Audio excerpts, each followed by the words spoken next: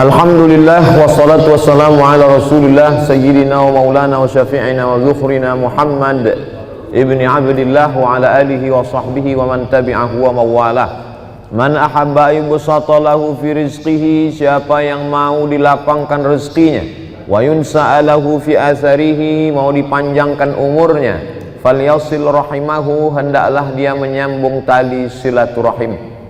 Malam ini saya masih diberikan Allah Ta'ala kesempatan untuk menyambung silaturahim dengan keluarga besar Tuan Haji datang Sayyidina Abu Bakar Siddiq. Wa ma Muhammadun illa Rasul. Muhammad SAW bukan Tuhan, dia hanya seorang Rasul. Qad khalat min qablihi rusul. Rasul-rasul sebelum dia meninggal, Ibrahim meninggal, Musa meninggal. Afa immata, kalau dia meninggal, au qutila, atau dia dibunuh orang, inqalabtum ala aqabikum, apakah kau akan kembali kepada keyakinanmu yang lama? Mendengar ayat itu dibacakan, jatuh pedang dari tangan Sayyidina Umar ibnul Khattab. Orang yang imannya selevel Umar, yang tak berani digoda setan, tak berani menggodanya pun hilang ayat itu ketika orang terkasih tercinta itu datang, dicabut Allah Subhanahu wa taala.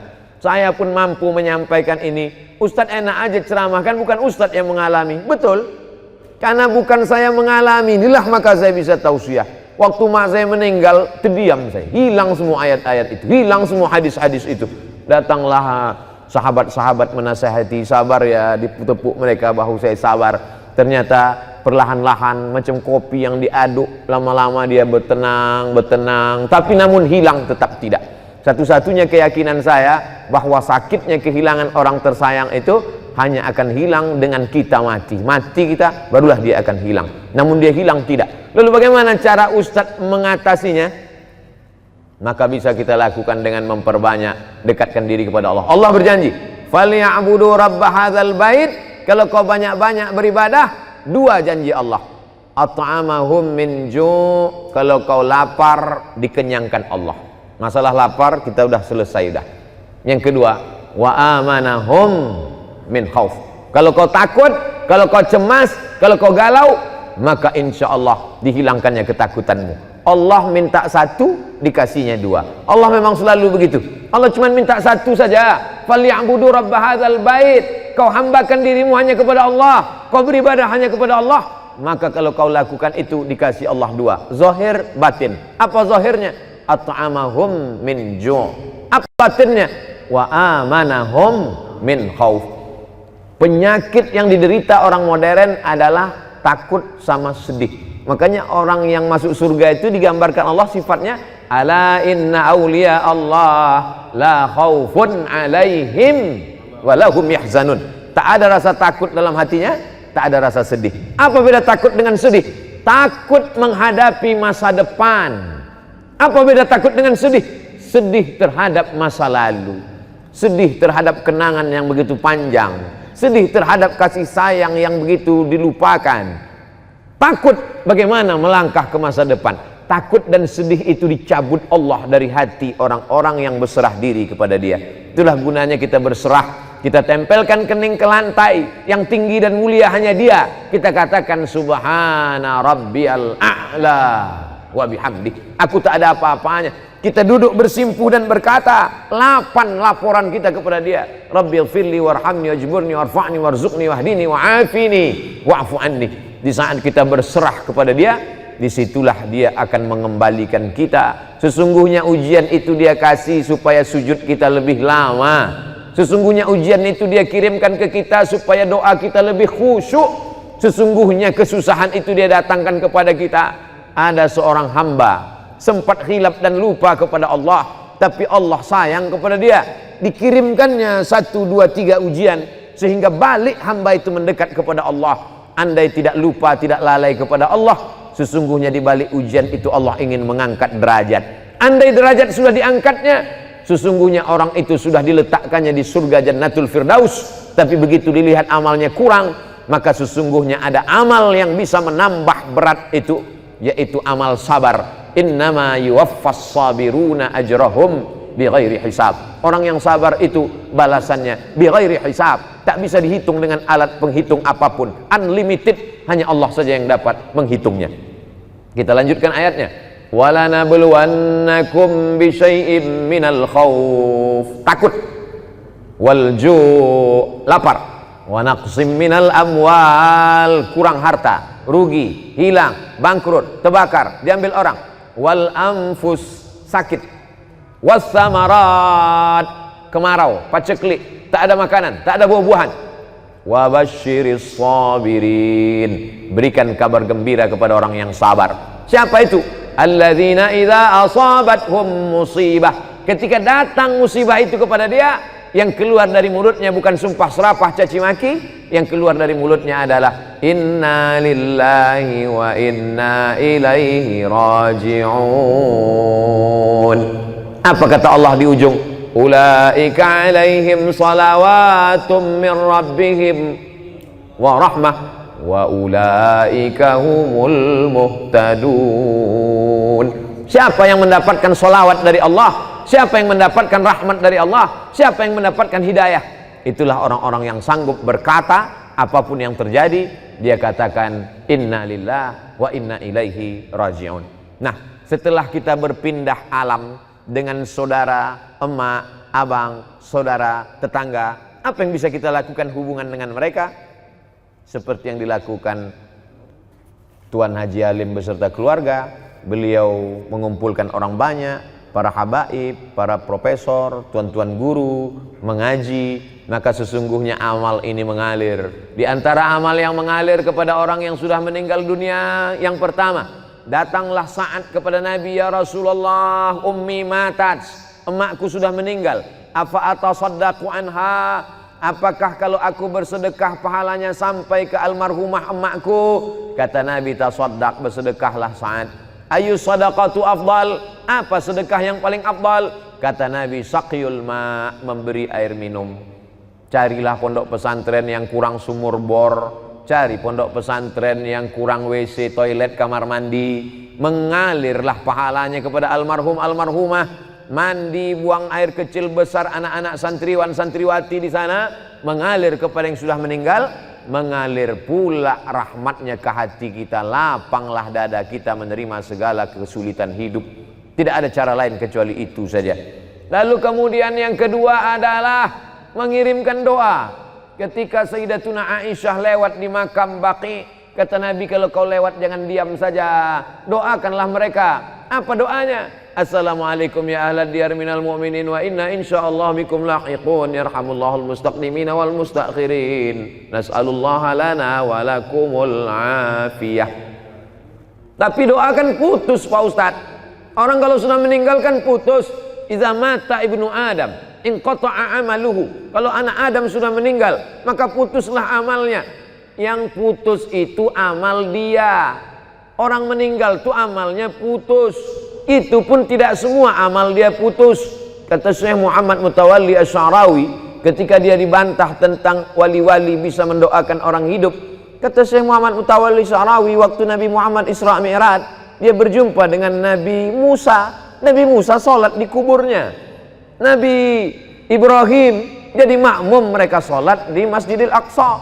Kalau begitu orang meninggal itu pun tetap sholat, dan sholat itu doa. Lalu apa makna hadis inqata'a amaluhu? Yang maksud putus di situ adalah amal taklifi, amal beban wajib.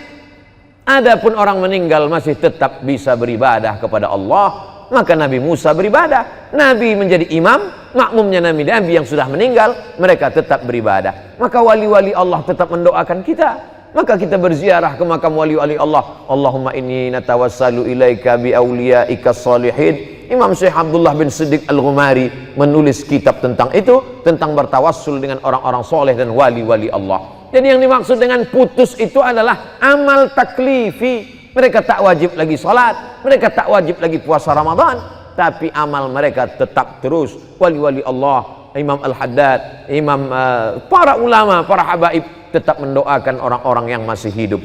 Lalu kemudian yang dimaksud dengan inqata'a amaluhu, orang yang meninggal itu amalnya putus, amal taklifi. Adapun amal kita maka masih tetap mengalir kepada orang meninggal dunia. Kalau putuslah amal kita kepada mereka, tak ada sholat jenazah. Karena sholat jenazah itu adalah amal orang hidup untuk orang meninggal dunia.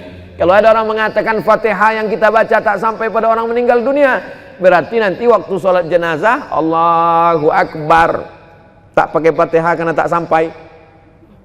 Fatihah dibaca sampai Allahu Akbar, Allahumma salli ala Sayyidina Muhammad wa ala ali Sayyidina Muhammad sampai Allahu Akbar, Allahumma firlahu warhamhu wa'afihi wa'fu anhu, maka sesungguhnya doa sampai. Jangan pernah bosan berdoa. Ustaz Somad kalau mendoakan orang tua kapan saja, asal ingat saya, asal teringat wajahnya, saya bacakan Fatihah, Allahumma firlahum warhamhum wa'afihim wa'fu anhum. Kalau kebetulan lapang baca Yasin, lebih lapang Ramadan ini baca khatamkan Al-Quran, waktu sempit bacakan Al-Fatihah. Maka sesungguhnya tidak ada halangan kita untuk mendoakan mereka. Yang ketiga yang sampai kepada mereka adalah tahlil. Man halala sab'ina marratan summa ahda sawabahu lil mayyit yantafi'u bihi. Siapa yang bertahlil 70 kali, dihadiahkannya pahalanya untuk orang meninggal dunia, maka orang yang meninggal itu mendapatkan manfaat dari tahlil itu. Kata siapa? Kata Imam Ibnu Taimiyah dalam kitab Majmu' Fatawa.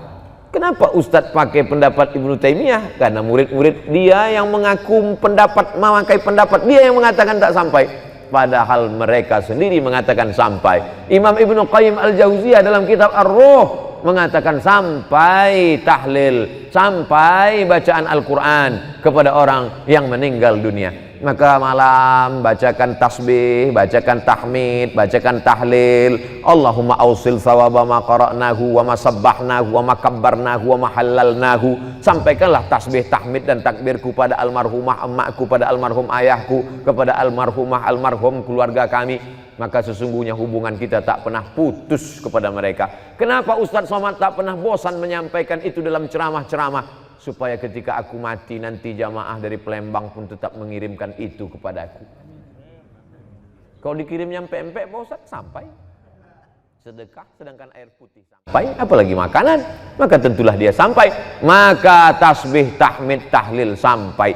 Nabi lewat di suatu makam, diambilnya pelepah korma, fasaqqahu nisfain, dibelahnya menjadi dua, kemudian ditancapkannya. Sahabat heran, apa yang kau lakukan ini ya Rasulullah? Kata Nabi, la'allallaha an yukhaffifa 'adzabahuma ma lam yaybasa. Semoga selama pelepah korma ini basah, maka bermanfaatlah sampai ke bawah. Apa kata Imam Nawawi dalam kitab Al-Majmu'? Apa ada Imam Nawawi dalam kitab Al-Minhaj Syarah Sahih Muslim Ibn Al-Hajjaj? Kalau tasbih pelepah korma saja sampai, apalagi bacaan Quran orang beriman. Jadi kalau ada orang mengatakan itu doa Abdul Somad dengan bacaan Fatihah dia itu tak sampai, berarti dia seolah-olah sama dengan mengatakan saya ini lebih buruk daripada pelepah korma lagi, tak sampai pula bacaan kita. Maka ini semuanya dalil-dalil. Sudah kita sebutkan ayatnya, dalilnya, ungkapan ulama, tak juga dia percaya. Kalau ada orang yang mengajak saya berdebat, sudah saya sebutkan, saya tak dapat membuktikan sampai atau tak sampai, hanya bercerita argumen saja. Kalau dia tetap menantang juga, tak ada cara lain kecuali meminta nama lengkapnya. Nanti kalau dia meninggal kita kirim. Kalau tak sampai cepat-cepat kasih kabar. Itu sajalah lagi cara untuk mengatasi orang-orang yang tak percaya. Sedekah sampai, doa sampai, tahlil sampai, apalagi bacaan Quran sampai. Tadi udah kita baca Yasin di Masjid Al-Falah, sampai kemari kul huwallah 3 kali. Kenapa kul huwallah 3 kali?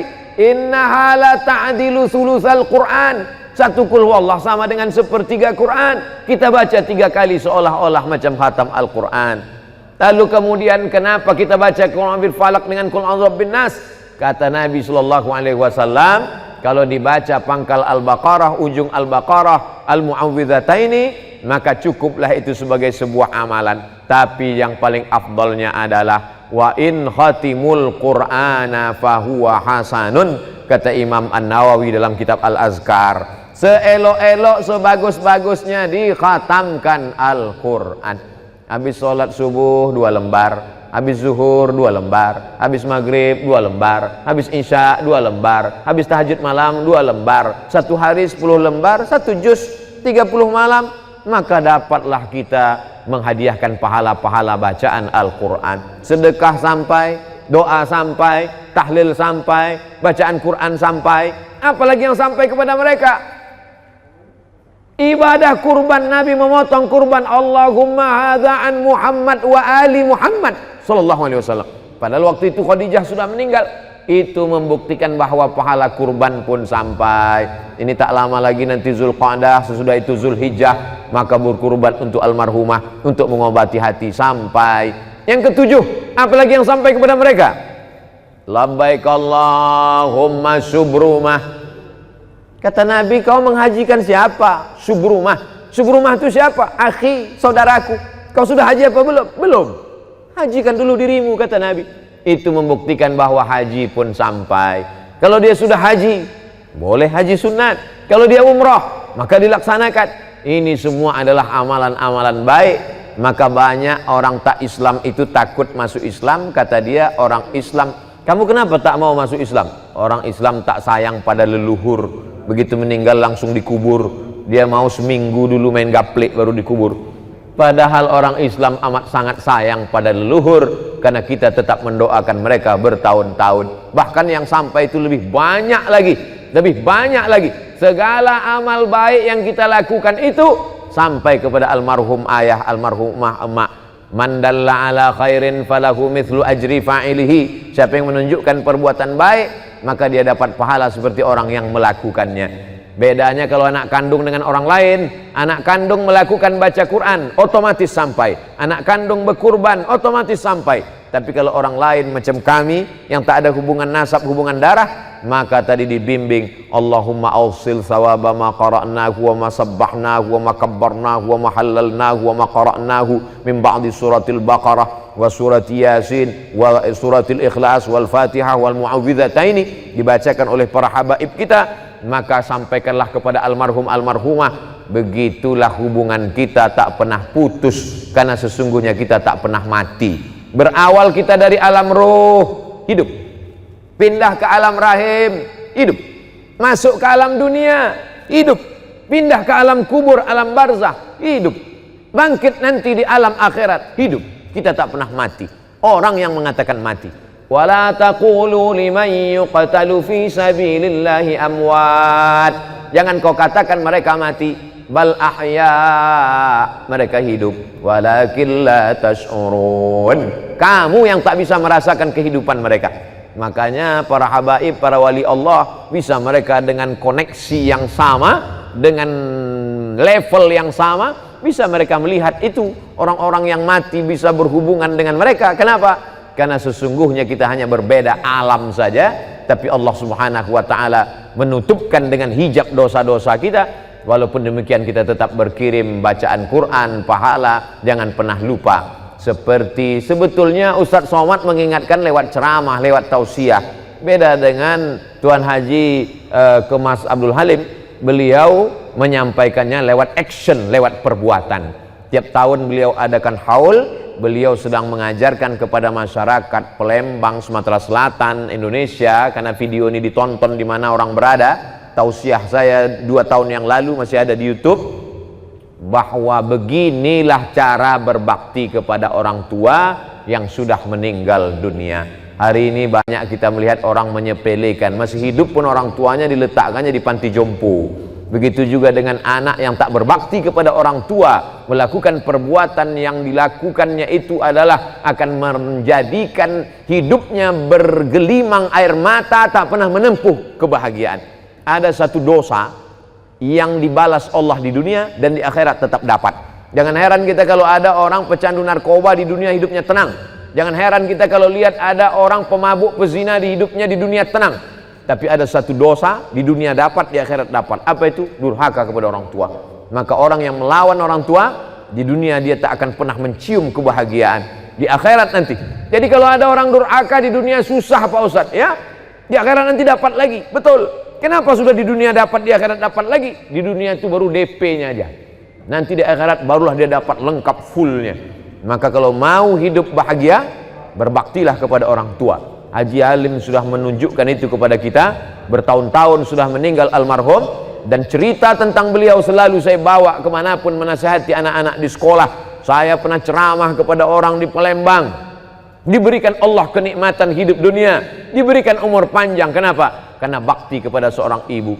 Dan pulang 2 tahun yang lalu, Itu pula memotivasi saya buatkan yayasan almarhumah, saya bagi paket sembako setiap bulan, bahkan duit hasil dari ceramah YouTube itu pun saya bagikan. Untuk apa? Untuk mengajak jamaah supaya kita jangan sampai menjadi orang yang melakukan ala adullukum ala akbaril kabair. Maukah kamu kutunjukkan dosa terbesar di antara yang besar? Apa itu ya Rasulullah? Al-isyraku billah, syirik. Insya Allah kita tak syirik lagi. Yang kita khawatir yang kedua ini, uququl walidain, durhaka kepada orang tua. Orang yang banyak ibadahnya, banyak solatnya, banyak zikirnya, maka na'udzubillah la yadkhulul jannah, tak masuk surga. Qati'ur rahim, orang yang memutus tali silaturahim. Hidup ini singkat, macam berjalan panjang karena panas terik benaung di bawah kayu yang rindang, sementara matahari redup teduh. Setelah teduh perjalanan pun dilanjutkan. Perjalanan ini panjang. Waktu lelah, letih, panas, berhenti sejenak di bawah pohon yang rindang. Waktu berhenti di bawah pohon rindang itu jumpa dengan Habib Mahdi, jumpa dengan Ustaz Taqwa, jumpa dengan Sayyidi Profesor Dr. Sayyid Aqil Al-Munawwar, jumpa dengan Haji Alim. Ini sedang di bawah pohon rindang sejenak, sementara matahari redup. Nanti matahari redup, perjalanan pun akan berlanjut. Tak siapa yang lebih dulu di antara kita, tapi andai kematian itu lebih dulu ke saya, maka saya tak pernah bersedih. Kenapa? Karena semua orang Palembang pasti akan mengirimkan Fatihah, tahlil dan doa untuk saya. Saya yakin itu. Saya WA dengan Ustaz Taqwa, saya bilang kalau saya meninggal di Pekanbaru, antum jangan datang, saya bilang. Dia tanya, kenapa? Karena tanganku tak bisa menghapus air matamu. Kita ini tidak tahu, kalaulah kematian itu datangnya setelah sakit, betapa banyak orang sehat mati mendadak. Lalu yang paling baik itu apa?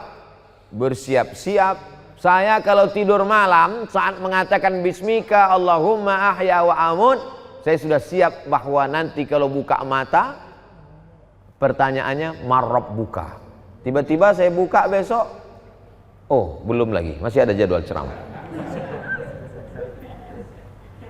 Sehingga kalau kita tarawih malam ini seolah-olah ini tarawih terakhir. Sehingga seolah-olah kalau kita berjumpa kita akan tetap semangat. Kenapa? Karena ini pertemuan terakhir. Sehingga kalau kita bersilaturahim dengan kawan-kawan kita, kita akan semangat. Kenapa? Kita anggap itu pertemuan terakhir. Bahwa besok pagi masih hidup, berarti bonus. Begitulah setiap hari.